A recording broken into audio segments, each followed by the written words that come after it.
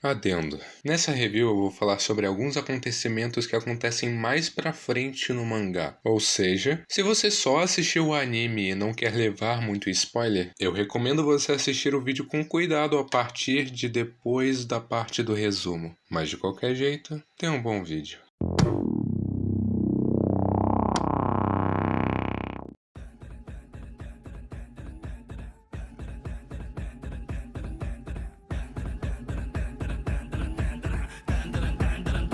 Dandadan é um anime e mangá originalmente escrito e ilustrado pelo mangaka Tatsuyuki Nobu, que anteriormente foi um assistente do Fujimoto em Fire Punch e Chainsaw Man, e também do Yuji Kaku em Hell's Paradise. E depois de fazer duas séries pequenas na forma de Seigi no Rokugo e Fireball, e também o one-shot Yamada Kiki Ippatsu, ele fez algo mais puxado pro humor, fantasia e sci-fi no formato de Dandadan. O mangá que tanto virou o mais famoso dele, como o primeiro a ganhar uma adaptação em anime, que foi feita pela Science Saru, o mesmo estúdio de Scott Pilgrim Takes Off. Então, vamos dar uma olhada na história antes de dar as nossas opiniões sobre.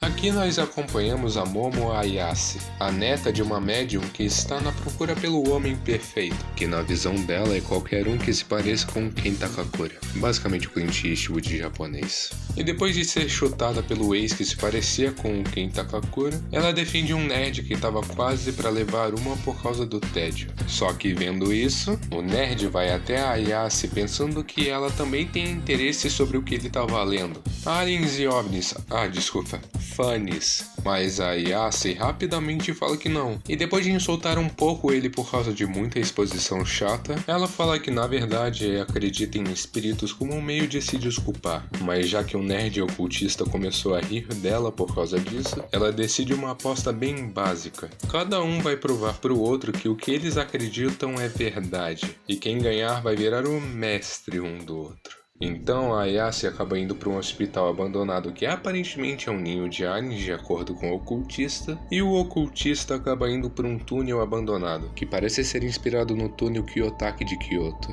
E depois de uma conversinha dos dois que mostra do porquê a Ayase acredita em espíritos, o ocultista acaba encontrando a assombração da vovó Turbo, que aparentemente realmente é um yokai de verdade. E a Ayase é raptada por uns aliens estranhos. Então quando ela acorda, ela percebe que ela tá seminua e presa numa espécie de maca tecnológica, com esses aliens, chamados de Serpos, falando que raptaram ela pois já que eles chegaram num pico tecnológico, eles se reproduzem por clonagem, então aparentemente precisariam roubar as coisas dos humanos para poderem voltar a ter sentimentos e individualidade. Mas aí do nada a vovó Turbo, agora possuindo o corpo do ocultista, aparece e até luta um pouquinho contra esses aliens. Mas depois do ocultista finalmente se abrir pelo motivo do porquê ele sempre ter acreditado em aliens, isso inspira a Ayase em realmente acreditar no que a avó dela falava, fazendo ela conseguir liberar poderes sobrenaturais e chutar o alien tão forte que até quebra o OVNI que eles estavam dentro. E com um novo poder ela até tenta tirar a maldição de dentro do ocultista, mas já que a vovó Turbo aparentemente roubou o pau dele, o espírito só vai embora. E depois do OVNI bater no hospital e eles saírem de lá, a Ayase e o ocultista, que acaba revelando que tem o nome de Kenta Kakura, decidem que o melhor a se fazer é levar o agora nomeado como Okarun para a avó dela cuidar da maldição. E com isso, eles começam a aprender a lidar com os novos poderes enquanto tem que enfrentar tanto vários aliens, espíritos ou até os dois ao mesmo tempo. E acho que isso resume bem a obra. Então, vamos agora para a minha opinião sobre o resto. Meu poder tá transbordando agora. Mas eu tô tão deprê, cara. E bem, eu não sei se eu ainda preciso falar isso, mas acho que Dandadan talvez seja um dos melhores mangás e animes que estão saindo recentemente, pelo menos dentro da Jump.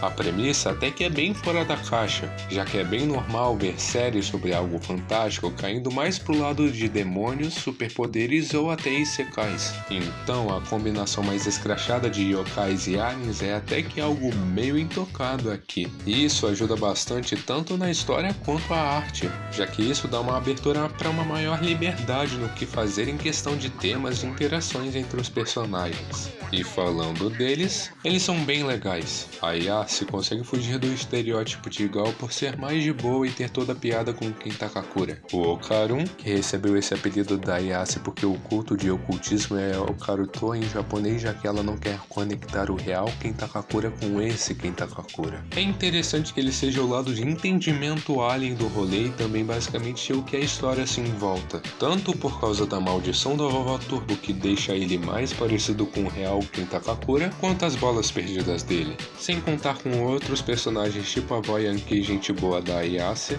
a Shiratori que primeiro aparece com uma das bolas douradas do Okarun e depois meio que vira um espírito dançarino, o Didi que é amigo de infância da Ayase e depois é possuído por um demônio e quase é exorcizado por uma banda de metal, a Vamula, melhor personagem muito fofa com uma roupa de kaiju que parece uma mistura do Godzilla e do Baragon, e mais personagens que aparecem depois no mangá. Outra coisa boa no mangá e que foi acentuada pra caramba no anime é o estilo da obra. Se tem uma coisa que o Tatsu consegue fazer bem são vários designs legais que nunca parecem repetidos mesmo tendo vários nessa serialização. E isso foi replicado melhor do que precisava no anime. O mangá pode ter até uma cara única pelo traço do Tatsu, mas o estilo dele, especialmente com a direção excelente do Yamashiro Fuga, fez o anime se destacar bastante nos meus olhos. Por exemplo, eu já suspeitava disso com alguns designs do mangá, mas aquela abertura fantástica deixa mais que claro a influência tremenda de Ultraman na série. E mesmo eu, o maior poser da Ultra Series, fico bem feliz vendo a grande influência que ela tem em cima desse anime bom.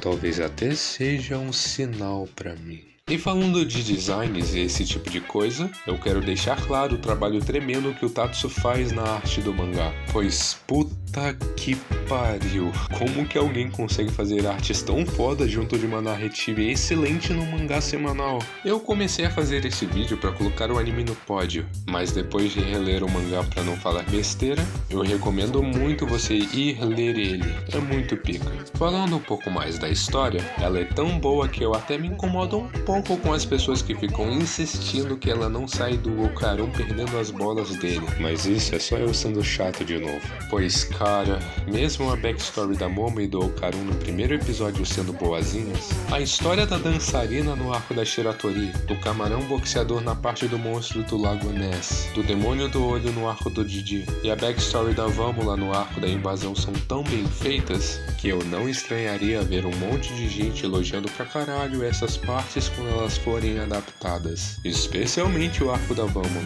Outra coisa que ajuda pra caramba a história é a dinâmica entre os personagens, especialmente o relacionamento da Ayase e do Okarun que vai evoluindo de pouco em pouco, especialmente depois da apresentação da Shiratori, do Didi e da Vamula. Porra, o Tatsu escreveu os personagens tão bem que até o Taro e a Hana, dois bonecos anatômicos, têm um romance bem escrito. Até o Urokuro, um serpo, acabou bem caracterizado depois de ajudar a Ayase numa invasão alienígena em massa, no arco da Vamula.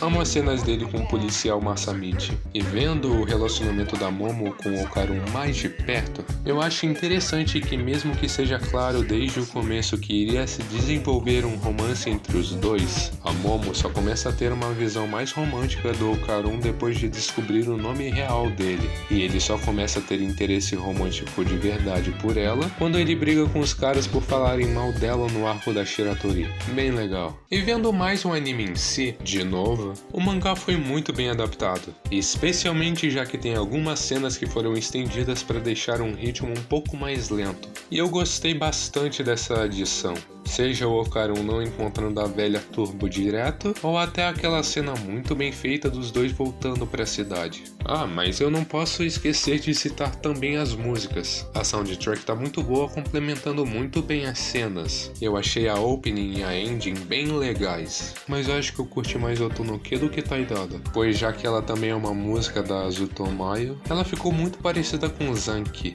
a segunda ending de Chainsaw Man. Mas não acho que isso é ruim, já que Otonoke Otonoke me lembra bastante Blim Bam Bam Born, a OP de Mashili, que também é feita pelo Creepy Nuts. E ainda assim ela continua boa. De qualquer jeito, são duas músicas muito boas e com visuais fantásticos. Com, de novo, Otonoke tendo mais inspiração a Ultraman e Taidada sendo só a Vovó Turbo depois de ser presa no boneco de gato fazendo qualquer coisa. Até a dublagem brasileira tá muito boa. A Hannah Butel, não sei pronunciar o seu nome direito, desculpa, fez um ótimo trabalho como a Momo. Quem você tá chamando de mocreia ridícula? Sua velha escrota, devolve o pão dele agora! O Renan Vidal fez um ótimo trabalho como o Karun. Mesmo estando plenamente consciente, eu tô na maior bad, tô me sentindo na pior. E até os caras que fizeram os Serpos tão ótimos. É a primeira vez que encontramos um humano tão beligerante. Como já temos laço de amizade com a humanidade, faça o favor de nos dar sua banana agora. E acho que depois de elogiar todos os aspectos das duas versões dessa obra, é hora de acabar com esse vídeo.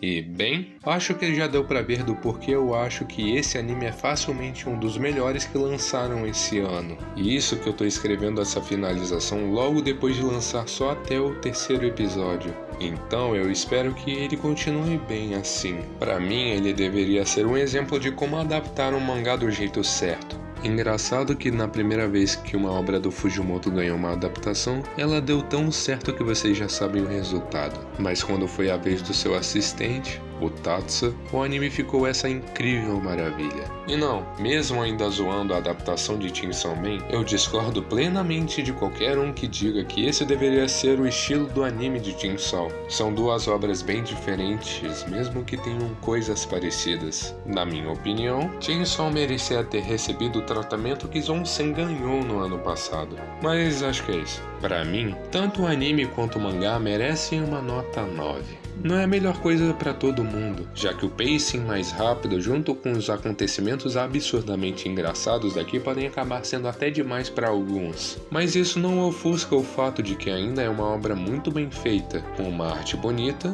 acontecimentos bem escritos, personagens muito bem feitos que te fazem gostar até de pessoas que normalmente você não iria, e até os designs e referências fenomenais. Recomendo totalmente tu acompanhar o anime, e mais ainda que você pelo menos dê uma olhada no mangá. Vendo a abertura, acho que o anime se pá vai por enquanto adaptar só até o arco do Didi, especialmente depois deles entrarem na casa, mas antes do demônio aparecer. Eu acho isso pois na abertura já aparece a dançarina no arco da Shiratori junto da própria Shiratori, o monstro do lago Ness, o mano camarão que canta Chiquitita do Abo, e até a cena deles deixando ele abduzir uma vaca para cuidar do filho. E é claro, o próprio Didi aparece. Mas sei lá, a luta com o demônio parece muito coisa de segunda temporada. Mas eu acho que é isso. Eu agradeceria muito se você se inscrevesse, desse o like e compartilhasse esse vídeo. Então, tchau!